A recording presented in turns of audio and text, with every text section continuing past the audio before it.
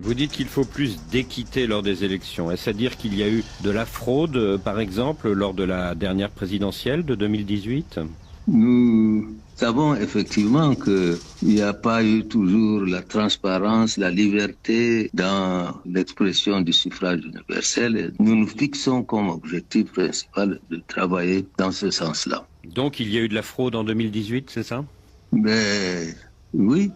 Et vous pensez que le vainqueur annoncé officiellement n'est pas le vrai vainqueur de 2018 ? Non, nous voulons que les prochaines élections se déroulent avec plus de liberté, de transparence et que les institutions travaillant à établir des résultats aient plus de liberté. Y a-t-il à vos yeux des prisonniers d'opinion au Cameroun ? Ah oui, et nous proposons de donner la parole à tout le monde lors du grand dialogue inclusif que nous proposons de convoquer dans les 6 premiers mois de notre mandat. Ce qui veut dire que vous envisagez, si vous êtes élu, de faire libérer un certain nombre de personnes, c'est ça ? Affirmatif. À qui pensez-vous ? Ils sont nombreux, notamment ceux qui sont condamnés pour des délits d'opinion qui n'ont pas de sang sur les mains.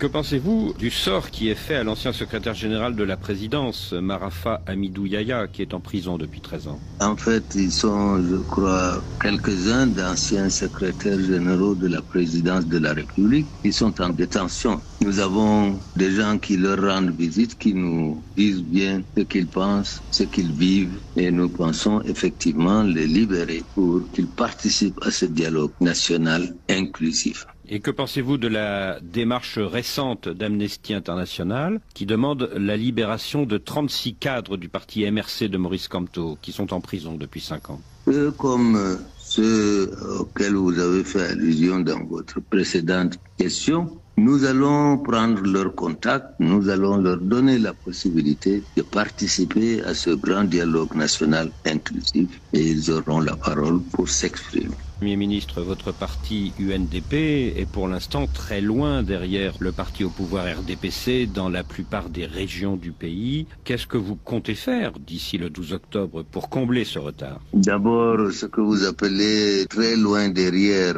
le parti au pouvoir, nous pensons que c'est parce que les conditions de transparence, de liberté, d'organisation des élections dans notre pays ne sont pas remplies. Nous travaillons pour cela. Mais pourquoi la fraude s'arrêterait-elle au Cameroun ? Parce que d'abord, nous pensons dans nos tournées, nos contacts avec les candidats et les anciens candidats, renforcer la collaboration entre nous pour assurer la vérité des urnes par une présence massive et digne des partis de l'opposition dans tous les bureaux de vote, dans toutes les commissions départementales où se passeront les décomptes des voix.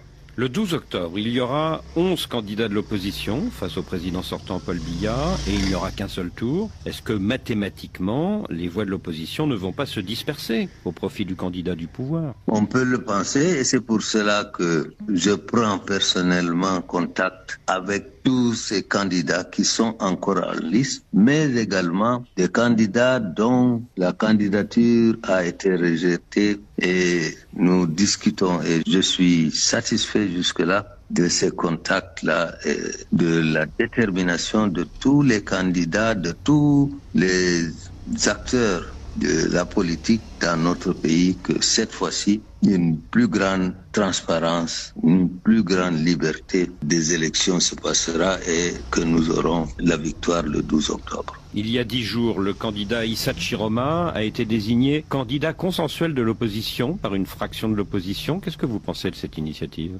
Vous avez dit par une fraction qui n'avait aucun mandat, parce que il faut avoir un mandat pour organiser la sélection de candidats consensuels. Et qui dit consensuel suppose que tous les intéressés ont participé et ont donné leur consentement, ce qui n'est pas le cas. Les organisateurs de cette proclamation de candidats consensuels n'en avaient pas le mandat ni le pouvoir. Nous n'avons pas, en tant que parti politique et en tant que candidat, participé à cette recherche de candidats consensuels et nous ne sommes pas les seuls à le dire. Beaucoup de candidats, beaucoup de partis politiques ont dénoncé cette façon peu honnête de choisir un candidat consensuel.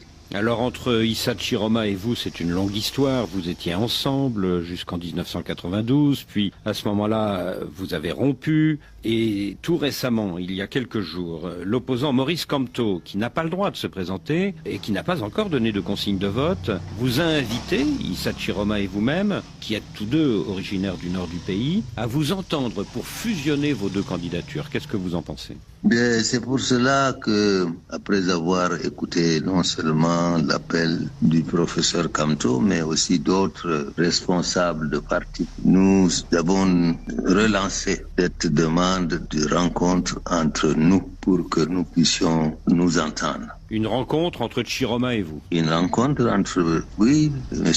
Issa Chiroma, mais également avec d'autres candidats aussi. Et est-ce que les choses ont avancé? Les choses sont en train d'être explorées et nous n'avons pas perdu l'espoir qu'elles avanceront et qu'elles aboutiront à un consensus acceptable, non pas entre nous seuls, mais également à qui répondra à l'attente de beaucoup de Camerounais. Une rencontre serait possible d'ici la fin de cette semaine, par exemple? Il faut d'abord, parce que d'ici le 12 octobre, nous n'avons qu'une vingtaine de jours. D'ici le début de la phase officielle de la campagne, il y a moins d'une semaine et nous y travaillons. Est-ce que vous allez arriver, Chiroma et vous, à dépasser ce vieux conflit qui date de 1992 et qui fait que vous ne vous aimez pas? Apparemment, vous n'arrivez pas à vous mettre ensemble. Moi, je n'ai pas l'impression que nous sommes restés à la brouille de 1992. Nous avons un climat fraternel que nous entretenons entre nous.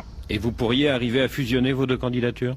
Nous pourrons arriver, je l'espère, à trouver la solution que beaucoup attendent, c'est-à-dire une entente entre nous. C'est mon souhait, c'est ma détermination pour laquelle je veux travailler. H, toi qui regardes, n'oublie pas de liker et de commenter. Vraiment, si tu n'es pas encore abonné, fais-le. Aidez-moi vraiment à travailler davantage. Quand vous likez comme ça, moi je suis content et ça m'aide. Merci pour la marque de confiance.